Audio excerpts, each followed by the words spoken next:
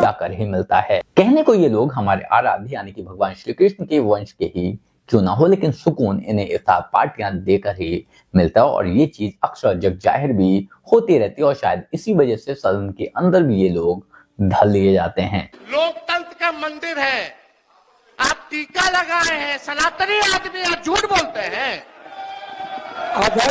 झूठ बोलने की जिम्मेवारी आपकी है और टीका से इतना नफरत है तो टोपी पहन लीजिए। आपको टीका से बहुत नफरत है तो टोपी पहनिए। 10वीं कल बिहार के विधानसभा में लालू यादव के इस बैलबुद्धि बेटे यानी कि तेजस्वी यादव का भाषण चल रहा था, तभी अचानक से इसे चुल हुई और 2020 से 25 3 बार सरकार बदली है, 3 बार महोदय सरकार बनी, यानी एवरेज अगर निकाला जाए तो 2 साल भी किसी सरकार का नहीं हो पाता है।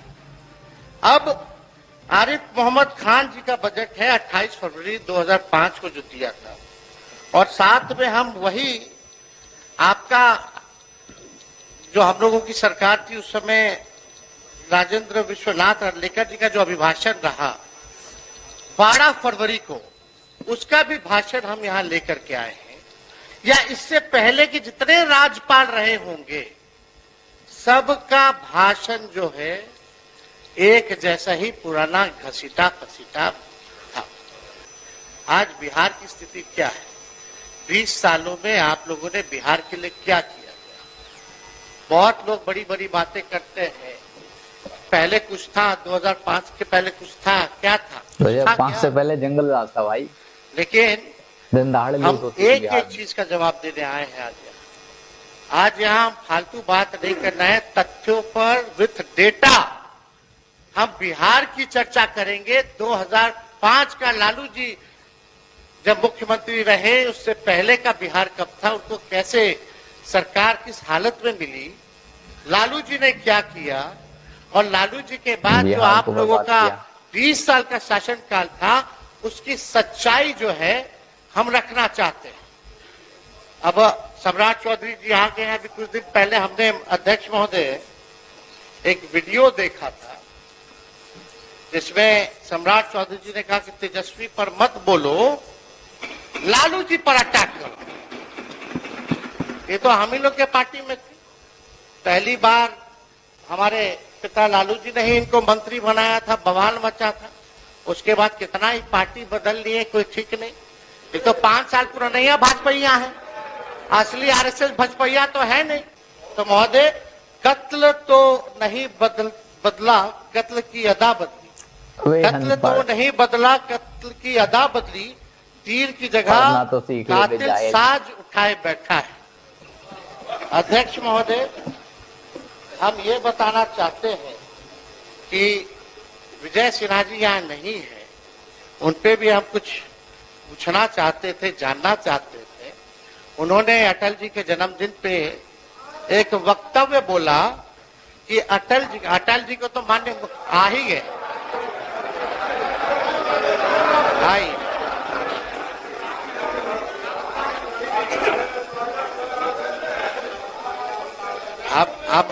अब विजय सिन्हा जी पीछे पीछे कैसे रहेंगे? वो पहुंच गए तो ये पहुंच गए।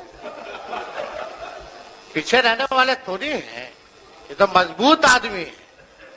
अब मजबूती थोड़ा दिखाइए। अटल जी के जन्मदिन पे आपने बोला था ना, अटल जी का सपना तभी साकार होगा जब बिहार में बीजेपी का मुख्यमंत्री होगा। सम्राट चौधरी जी बोल दिए कि 15 साल और नीतीश जी काम करेंगे। एक डिप्टी सीएम बोले कुछ और दूसरा डिप्टी सीएम बोले कुछ। थोड़ा हो गया, अब थोड़ा तालमेल बना करके चलिए।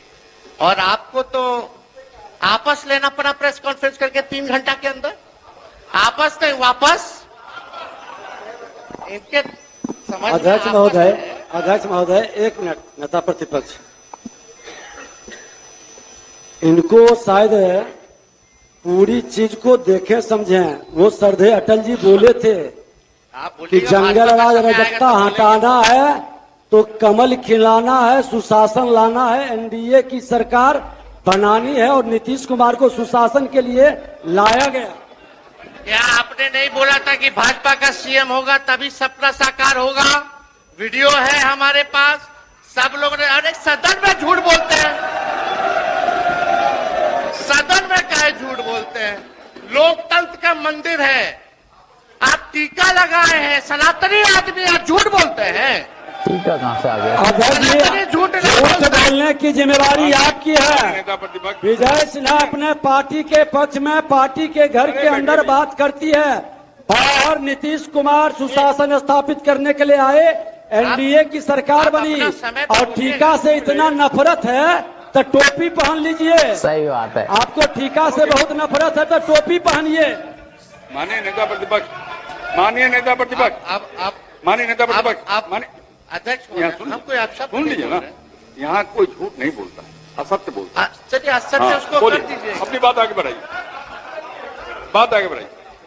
आपस ले लेते हैं, असत्य जोड़ दिया जाए। अध्यक्ष महोदय, अब भाजपा के लोग कब तक पिछलग्गू बन के रहेंगे विश्व के बड़ी पार्टी? कभी तो अपना कौन चेहरा है भाई? चेहरा है ये नहीं। चेहरा हो या फिर ना हो, उसके बाद भी बिहार में सबसे बड़ी पार्टी आज भी भाजपा ही है, और लोकसभा के इलेक्शन से इस बात का सबूत है। बाकी बात रही विधानसभा की, तो वहां पर भी एनडीए ही सरकार में कब तक, ये मैं भी नहीं जानता, ये कोई भी नहीं जानता, क्योंकि नीतीश कुमार कब पलटी मार दें ये खुद वो भी नहीं जानते। लेकिन फिलहाल तो एनडीए ही सरकार में भागी। हाँ, मैं भी ये चाहता हूं कि भाजपा आगे बढ़े और बिहार में अपनी सरकार बनाए, और ये कब तक हो पाएगा कह नहीं सकते। लेकिन हाँ, इतना जरूर कंफर्म है कि लालू यादव के इस बैलबुद्धि बेटे पर टोपी ज्यादा अच्छी लगती है, और शायद इसी वजह से हमारे धर्म पर, हमारे टीके पर, हमारी पूजा पद्धति पर, या फिर हमारी आस्था पर ही आए दिन टीका टिप्पणी करता ही रहता है, और शायद तभी जगह जगह ढल दिया जाता है। बाकी आप लोग इस बारे में क्या सोचते हैं, कमेंट कर जरूर बताएं। जल्द मिलते हैं किसी नए वीडियो में नए टॉपिक के साथ। तब तक गुड बाय, नमस्कार, जय हिंद।